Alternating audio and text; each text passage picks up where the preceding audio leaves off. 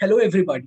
This is Nikhil Dutt from the LookThru Magazine, and today we have a very special guest with us who's going to talk about an extremely sensitive issue that still prevails in India and the world.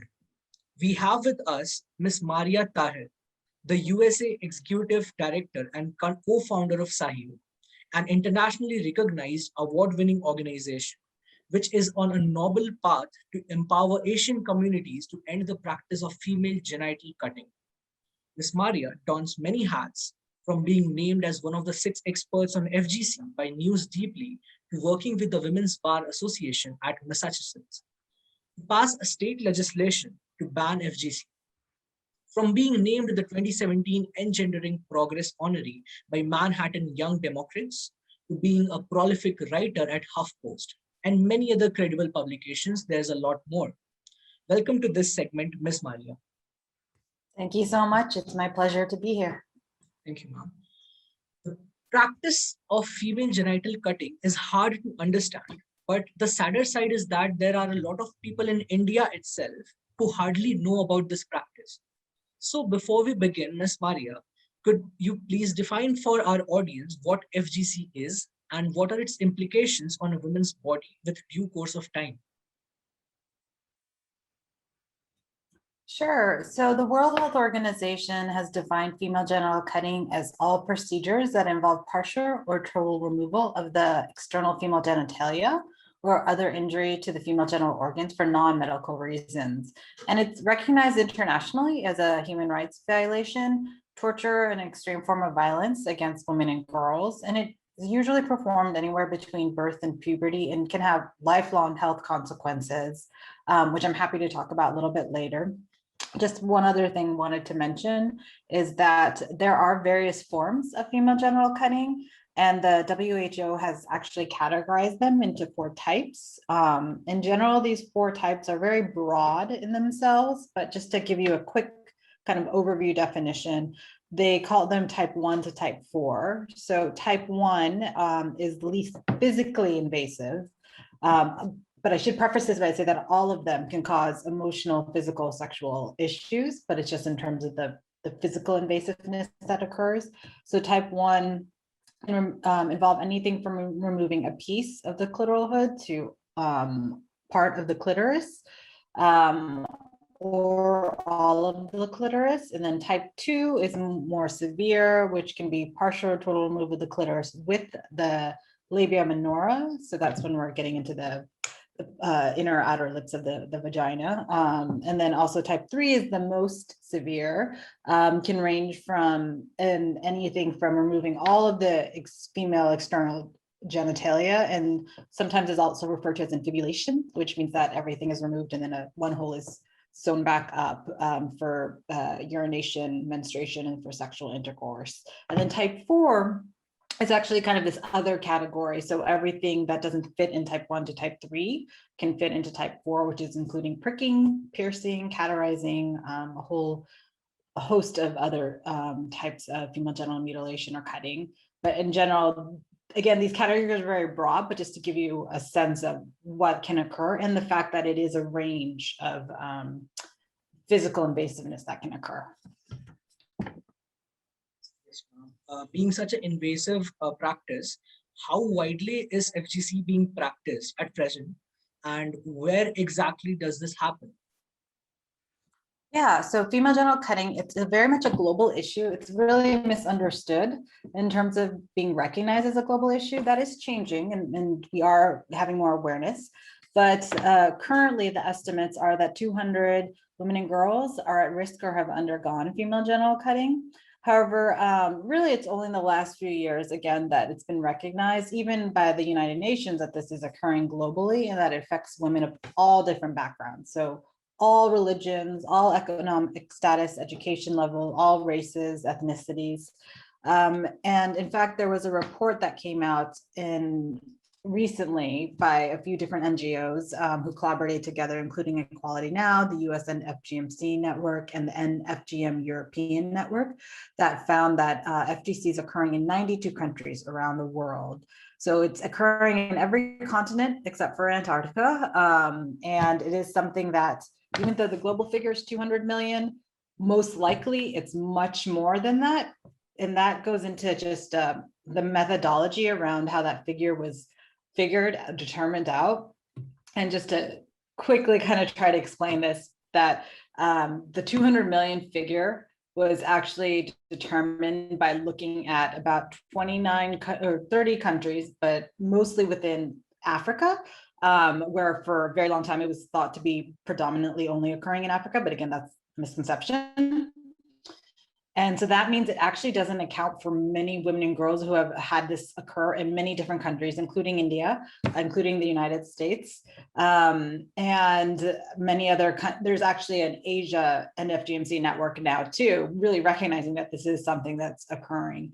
So all that to say is that realistically, the number is much higher than 200 million, unfortunately. Because we know that statistics hide a major part of the original data. So yeah, the amounts are really less by what must be actually happening.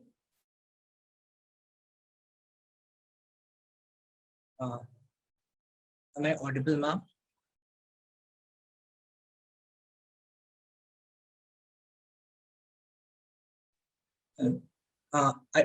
Was I audible, ma'am? My network. Oh, now I can see you and hear you. Okay. Yeah, sorry, ma'am. So it is a very good example that statistics hides a major portion of the original data. Being such a high figure, it still hides what actually is going on in reality. So ma'am, when we came across Sahiyo, we also found a lot of survivor stories. And it's sad to know how these stories resonate with a particular sect of people on a personal level. We came across the fact that this practice isn't confined to a particular geographical region, as you said just now, but is widespread to a bigger part of the world. Could you throw some light on how extensively this practice is carried out? Sure. And as I mentioned, I think I started responding to this in the previous question, but it is something we now know has been reported in at least 92 countries around the world. And again, this is something that crosses all ethnicities and religions and races and socioeconomic status. There's a misconception that this is something with the higher education levels that it might be abandoned, but that's not necessarily true. In some instances, education is incredibly important and correlates to if a woman decides to have her daughter undergo this, but in other cases that does not necessarily correlate. And that's also because FGMC, and I can talk about this more in detail later on too, but it happens for a whole host of reasons, from everything from the idea that, you know, women's sexuality needs to be controlled. Oh, is the internet gone again? No, ma'am, it's clear. Oh, okay. Okay, sorry. So it happens, FGC happens for a whole host of reasons, including the idea that a woman's sexuality needs to be controlled, to the idea that this is something that has to happen for religion, for culture. It's an identity marker to make a woman marriageable in a community. There are many different justifications given. And I mentioned health hygiene, actually, even though there's no proof, no evidence that it does support health or hygiene. But a whole host of reasons are given because it's been justified. So essentially it's become a social norm, meaning that it's something that's acceptable and it has to continue. Tradition is very strong. We have social norms in all of our communities everywhere. Thinking about the pandemic right now and thinking about everyone wearing masks, that has become a social norm too. And, you know, where we are doing that. But just to go back to FGMC, the reason why it's carried out is because it's a social norm. And that's also why education level might not necessarily correlate with a woman or a community giving it up. And within India, we have reports that it happens within the Bora community, which is a Shia Islamic group. And the Bora community is also very known to be very well educated and considered to be progressive in some stances as well too. But again, this is something that is occurring there. So just to help highlight again, this is something that's happening to women of all different backgrounds and communities. Yes, ma'am. Totally true that there is. So talking about the bigger picture, FGC can have physical, mental, and emotional repercussions. Having said that, why does this practice still prevail? Yeah, so as I mentioned, FGMC is a social norm within many communities. And so it means it's been justified in many different ways. So it occurs generation after generation. And some of these reasons I mentioned earlier, but again, can be anything from the idea that a woman's sexuality needs to be controlled, to religion, to culture, to tradition, the idea of cleanliness and purity, maybe to religious spirituality. I've also actually heard the opposite reason of connected to sexuality, that it might enhance sexual pleasure. And so it's interesting. Again, it's been justified in many different ways so that it is something that's embedded in the community, and then it's continued through this idea of culture and if it does not occur. And I think one just thing to note is that the reasons for why FGC can occur, they actually can shift. And I can talk about the Bora community too. It's the community that I grew up in. The Bora community. One of the central ideas of why FGC continued, and I did research when I was in graduate school around this in the Bora community too, but was the idea that women are not supposed to be sexual. That was one of the prominent reasons. However, now we've seen in the last couple of years when the Bora community tend to promote the idea that FGC is a religious requirement, and not this idea that women are not supposed to be sexual in the Bora community. And it's almost kind of this recognition that it's more taboo to say, oh, it's because women are not supposed to be sexual, so it's better to say it's because of our religion. So we've seen that reasoning shift, and I think that's important again to recognize that FGC is a form of gender-based violence that has been just justified in so many different ways. And again, I want to also emphasize that all communities have social norms. Some social norms are harmful.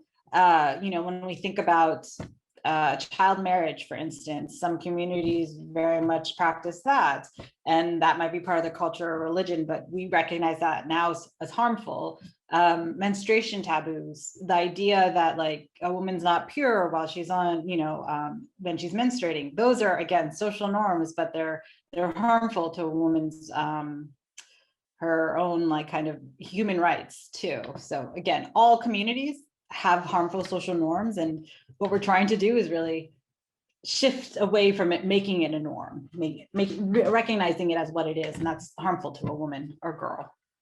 Totally agreed, man. Child marriage, dowry system, everything like these all are social evils, but still the cultures and traditions, so-called cultures and traditions, because when they are supporting these kind of social evils, they are not doing any good, but they are only just presenting some invalid reasons for them to be true. Yep, definitely. Sahiyo is a very noble initiative, and being the flag bearer against FGC, you and your team might have faced certain backlash or some criticism when you put the idea of Sahiyo into practice, as there are a lot of religious beliefs connected to this practice as well. Could you tell us how did you overcome such backlash and criticism? That's a really good question, and it's a challenging question too, because I think many human rights activists come into contact with this kind of conflict where you do face backlash, and we face backlash from all sorts. So it's kind of amazing how many different fronts you have to kind of defend yourself and what the work you're doing. But as we were doing more work on this issue, we started within the Bora community because the co-founders, 4 of the 5 had connections to the Bora community. Either we were raised in it or we had family members. And so we were very well aware, but we've expanded over the years to other Asian communities, and in general in the US, we also work with many communities impacted by FGC too. And one thing that we've learned though that's really important as we're doing this work is that having a strong support network of women and friends and family is just incredibly important to this work.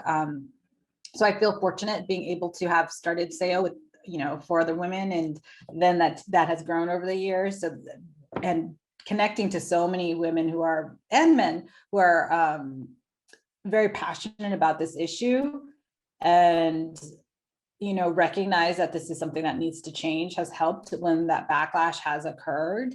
And we hear things from like, you're only trying to get famous, or you're making, you're bad mouthing the community. And, our social media has been hacked, and like, it's just, we've all been personally defended. And I'm not saying this to, it's hard. It's mentally exhausting. And like, I have had times where I'm like, why am I doing this?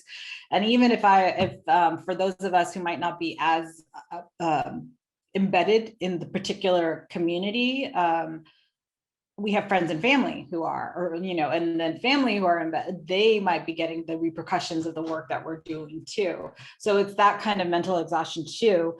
But then I think overall, one thing that I think about is that it shouldn't be shameful. We shouldn't be getting, if we're telling, if we're saying that people have been hurt, we have been hurt, we're just trying to make a change. We're trying to better and strengthen the community. We're hoping people will listen to us.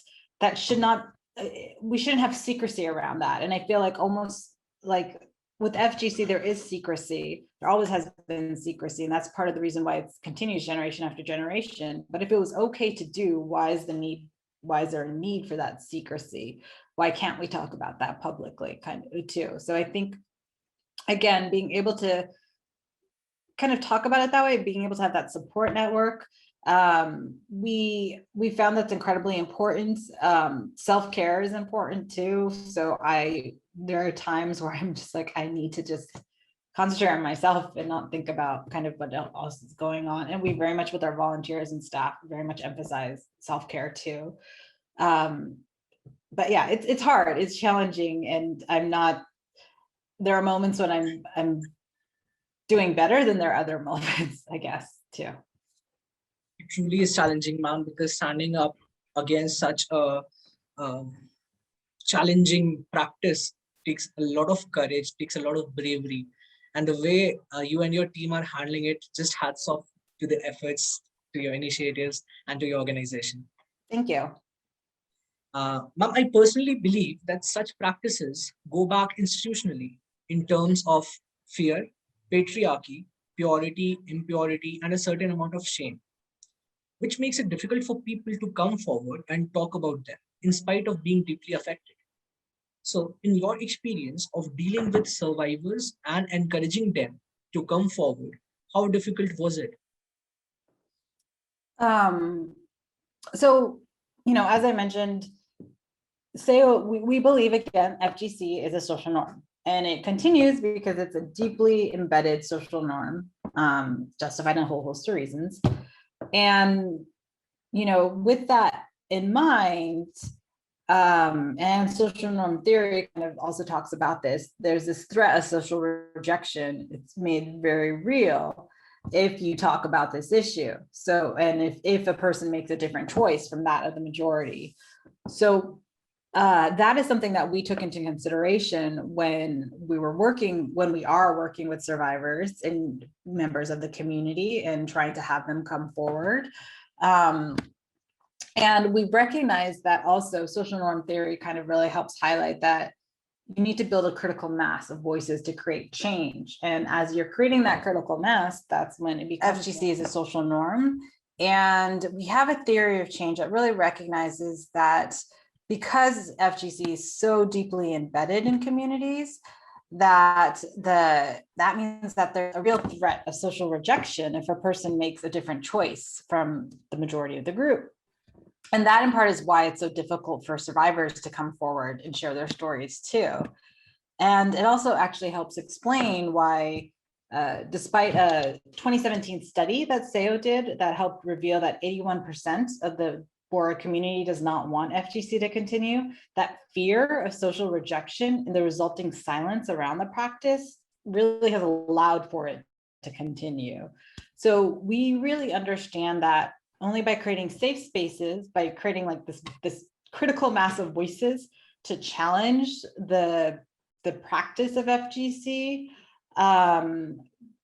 by doing that, then we can help to abandon the practice within the community. And so there's a 2018 study that came out that helped show that like once 25% of a social group or community takes a stance on an issue, then the rest will follow and social norm change can occur. And so that's really what of all of our work is around, this idea of how do we reach that 25% tipping point so we can shift the social norm from cutting to not cutting, and really help highlight that and encourage vast numbers of community members to really have informed conversations and to talk about FGMC, whether privately, because we recognize that advocacy is important on all levels, and survivors sharing their stories on all levels, from private, and when I say private, I mean just talking to, maybe one or two other people in your family, to publicly is important. And that's where change occurs. So again, we really strive to create safe spaces, to build trust and relationships, to allow communities to engage in dialogue on this topic without really fear of reprisal. And so we also allow anonymous stories too, because we recognize just how much backlash can occur, as I was telling you earlier about backlash. And we really work to build this support system so that when reprisal does occur, that people can have either us or other people to turn to help talk about those issues and just have that support. And it's also another reason why we really encourage storytelling, because we see the ripple effect of storytelling. One person shares their story, it can help prompt questions or maybe encourage other people to share their story or talk about this issue or reach out or do something. So, it's difficult, but we're finding it, I don't want to say easier, but we're finding that more and more people are willing to kind of step up and to also talk about this issue or bring it into the public sphere as well. That's a very motivating factor, ma'am. So, yeah, ma'am, that is very motivating. So. Ma'am, how far do you feel you have come, and what are your future prospects of Sahiyo in abolishing the practice of FGC? I think Sahiyo again is only 5 years old, so we've done a lot in 5 years, which is great. But this is still going to take a long time before we can say that globally we're free of FGC. I would love for it to end in a generation. That would be amazing. The UN has sustainable development goals, and there is a target date of 2030, but there's a lot of work that still needs to be done, particularly in recognizing that we need to create programming and funding for programming in many countries around the world that currently don't have much programming or support system. And even if we get to the point where we prevent it onto the next generation of girls, which I hope we do, we still need to really recognize that there are survivors out there and that they will need support systems still, So I think that there's a lot that has been done, and we've been able to really raise awareness of this issue more globally, and really recognize that this is something that impacts Asian communities and broader communities too. But at the same time, Sahiyo is going to be around. We're going to continue to evolve, and my hope is that we have Sahiyo India and we have Sahiyo US now. So we originally were one group, and then we formed into two, and we hope to be able to continue to expand and continue to grow, continue to provide our storytelling programs that we do, encourage more people to become advocates, to whether that's private advocate or public advocate, to be able to talk about this. And I hope, we do a lot of work with frontline professionals, so with healthcare providers, with child protective services, professionals, with social workers, with those who work in domestic violence, sexual assault, really to kind of help train and educate them around this issue and recognize, how do you provide culturally conscious and sensitive services, or work with those who are impacted by this too. So that work is going to continue, and we feel it's really important to work holistically on this issue, meaning having everybody involved in all sectors. And so that's what we'll continue to do. Best wishes for that, ma'am. Hearty best wishes to them. Ma'am, talking about the practice on a global platform, does it become legislatively difficult to put a ban on this practice? And what we as a country could do to make sure that this is abolished? Yeah, when I said that FGMC takes a holistic approach, it takes a multi-sectorial approach that includes law. And I'm not necessarily saying that it includes law to criminalize folks, but I want to recognize it as an important prevention tool and something that helps reinforce, again, if this idea is a social norm, helps reinforce that, no, this is not acceptable. This is not a form of, this is not something that we can continue. So it's more that prevention tool that I see law being really important, criminalizing it being really important. But law also, a lot of people don't recognize, and holistic law can also include components for community education and outreach. And I think that that's really important. So again, I think it's important to make it illegal, but not in itself that be the only piece of legislation. Because holistic policy can also require mechanisms to further educate, law enforcement officials to again, like educators, teachers, physicians, traditional religious leaders, government agencies, and we need that. But right now, just to kind of refer to legislation, the UN has, I think, estimated that about 59 countries have passed laws against FGC. And this is globally 59 countries, which includes the US, the United Kingdom, a few countries in Europe as well. And then within Africa, there are about 29 countries that have included laws. Within Asia, unfortunately, we do not have that. And so we have a lot of work within many countries, including India, to try to pass a law. Within India, there was a PIL that was filed back in, I think it was 2017, but I might not be exactly correct on the date. But at this point, there has been no legal decision made, and it's the case is pending in the Supreme Court. It was initially, I think in 2018, referred to like a 3-person bench in the Supreme Court. And at that time, it looked promising that the court officials were going to say that this was something that was harmful, but then it was referred out to the full 5-person court. And so that's why it's still pending. And one of the challenges has been that there's a counter petition by women in the Bora community, really adhering that this is something that's a religious right. And so that is kind of the challenge going on. And we will see what happens within India. Court cases can take a very long time too. So I'm hoping that, again, we'll see if something favorable in India, but I don't know how long it will take. And I'm not as familiar with Indian judicial system as I am with the US judicial system. But here in the US, we've had our own legal challenges, and it is illegal federally. And it was we had an original law in 1996. And it's a very long story, but I won't go into it. But it was found unconstitutional in 2017, I believe. And then it was something that our Congress strengthened the law and then just passed a new law in January. It was just finally put into law of this past year. So we do have a federal law now, and we also have state laws, and about 40 states now have a law against FGMC too. So there's still a lot of work to be done here, and not all state laws are even too. Some are just criminal, some are very holistic. Massachusetts, where I currently live, is a very holistic law, and I did a lot of work to help make sure that it was. So it's challenging to pass legislation, but I think it's really important, and we still have a lot of work to do. Yeah, it's challenging. It might take time, but eventually people will see the brighter side of what's good for them and what's not. Yeah. So as this practice basically deals with women and a stigma that revolves around it, how significant is the role of men in particular in this practice?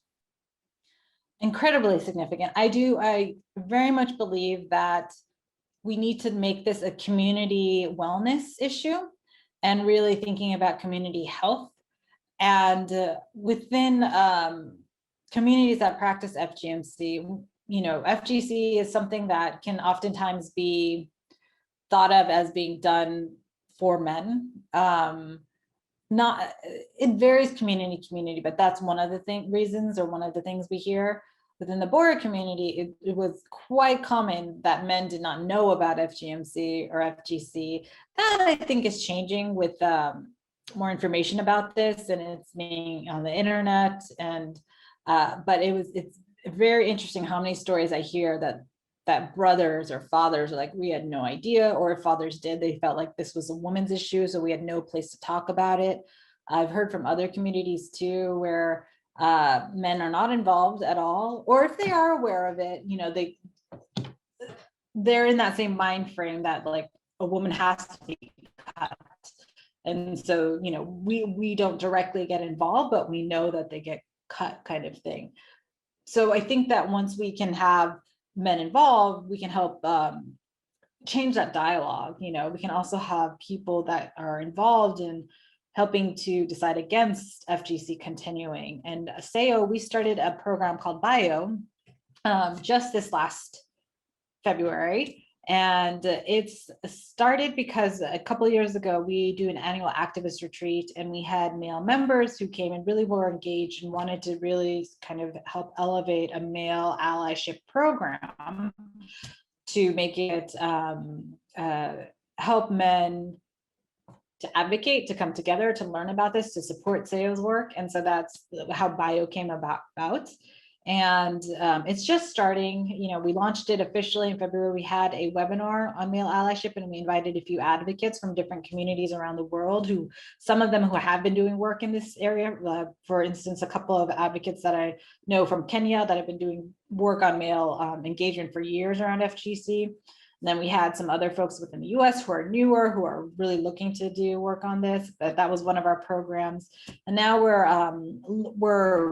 we actually just met earlier this week to talk about how to expand Bio, but that's something that we're going to continue to do a lot more work with, and very much feel it's important to have all genders involved.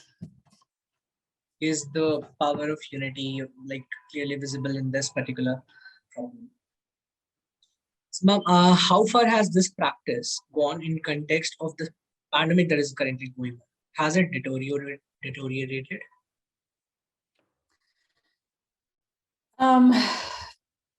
So what we know about FGC in the context of the pandemic, we know in general that there's a shadow pandemic occurring in terms of gender-based violence just being on the rise as the pandemic has occurred.